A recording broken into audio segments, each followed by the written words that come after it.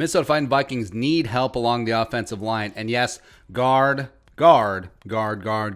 Especially if and when Ezra Ezekiel Cleveland moves to left tackle to replace the recently released Riley Reef. But so this is one of the best offensive tackle classes in the last decade, and the Vikings should not pass up on value just because of they need to be pigeonholed into one position.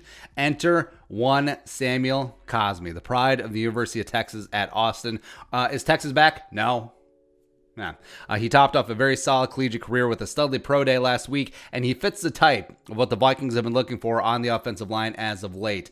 All the Vikings offensive linemen have long legs and brains, just like Bull Durham. So let's talk about Samuel Cosmi today.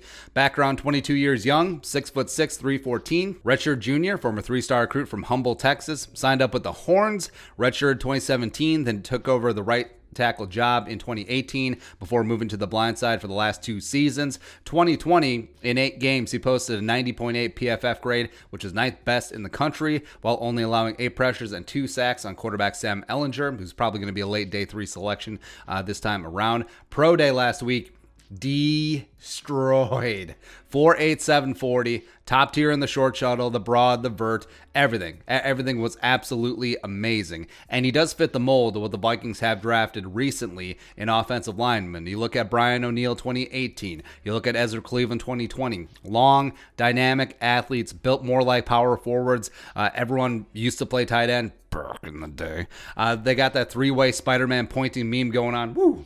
And I know what you're saying. Well, Ezra and O'Neill are tackles, so why are they even looking at Cosmi? Well, personally, I don't agree, but there's a chance that the Vikings could keep Ezra at guard, or they could jam Samuel Cosmi inside a guard, which, the whole 300-pound guard, yeah, okay. But I understand. If they land a big free agent left tackle, maybe they get Trent Williams. You never know. Or if they are able to take Christian Darrisaw or Rashawn Slater at 14, Ezra, or one of those guys is going to be kicking inside if you want to get your best 5 offensive linemen out there. Now, I understand. Draft a guard. But if a left tackle or just a tackle in general is significantly higher on your board than one of the existing collegiate guards, what are you going to do? What are you just going to pass up draft value just because you need to draft position as opposed to BPA on the offensive line?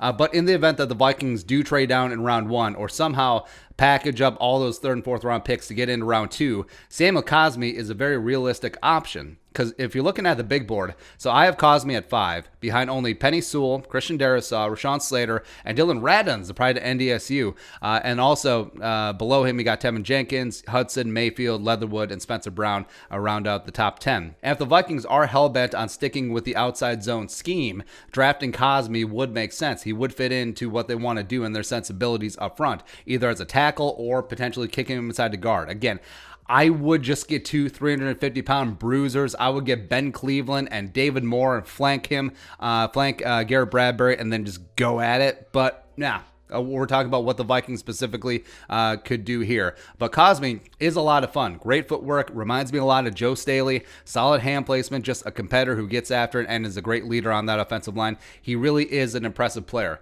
And although 14 seems a little bit high, like we said, if the Vikings do trade down, Cosmi could firmly be in that mix because I think there's a real shot that he does go first round, especially after that pro day combined with his great college tape. You look at Washington 19, Bears 20, Colts 21, and the Steelers at 24, all do have significant needs at offensive tackle, and all could have Cosmi firmly in their crosshairs. He really is the Ezra Cleveland and Brian O'Neill of this draft. He's got the length, he's got the size, he does need to add a little bit of weight, he does need to work on that anchor, but he really is a rare dynamic athlete with great footwork. He really is that dancing bear out at left tackle. But if the Vikings do want to go down this road, how do they bring all 3 of those very similar players together, and who plays guard?